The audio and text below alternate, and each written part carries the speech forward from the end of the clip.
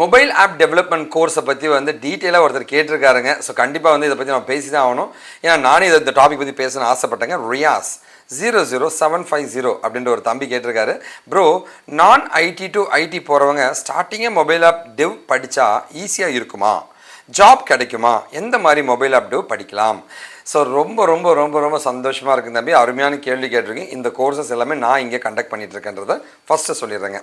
ரெண்டாவது பார்த்தீங்கன்னா, நான் ஐடிலேருந்து ஐடிக்கு போகிறதுக்கு மொபைல் ஆப் டெவ் கோர்ஸ் வந்து சூப்பரான ஒரு கோர்ஸ் தாங்க. அதுக்கு முன்னாடி வந்து நீங்கள் வெப் டிசைனிங் படித்தா இன்னும் நல்லதுங்க. ஸோ ஃபுல் ஸ்டாக் மாதிரி ஒரு வெப் டிசைனிங் கோர்ஸ் மாதிரி படிச்சிடுங்க. ஃபுல் ஸ்டாக்னால் ஒரு வெப்சைட்டை தயாரிக்கிறது எப்படி, அதில் வந்து .NET, ஜாவா, பைத்தான், PHP இந்த மாதிரி நிறையா இருக்குங்க. ஆங்குலர், ரியாக்ட்னு இருக்குங்க. அதை படிச்சுட்டு அதுக்கப்புறமா மொபைல் ஆப்பில் வந்து ஃப்ளட்டர் நல்ல ஃபேமஸில் இருக்குங்க.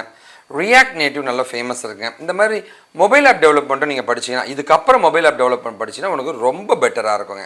ஸோ இந்த மாதிரி தான் நீங்கள் பிளான் பண்ணணும். உங்களுக்கு எந்த கைடன்ஸாலும் நீங்கள் என்னை காண்டாக்ட் பண்ணுங்கள். நான் உங்களுக்கு ஹெல்ப் பண்ண நான் தயாராக இருக்கேன். உங்கள் கேள்விக்கான அடுத்த பதிலுங்க. ஸோ ஈஸியாக இருக்குமா அப்படின்னா வந்து லைக் கொஞ்சம் டஃப்பாக தான் இருக்குங்க. பட் ஆனால் வந்து இதுக்கான ஜாப் கிடைக்குமான்ற அடுத்த கேள்விக்கான பதில் பயங்கரமான ஓப்பனிங் இருக்குங்க. வேறு லெவலில் ஓப்பனிங் இருக்குங்க. ஓகேவா? ஸோ தயவு செஞ்சு வந்து படிக்கிறதுனா தயவு செஞ்சு படிங்க. மொபைலில் வெப் டிசைனிங் படிச்சுட்டு மொபைலில் படிச்சுன்னா உங்களுக்கு நல்ல ஸ்கோப் இருக்கும். இந்த மாதிரி ட்ரை பண்ணுங்கள்.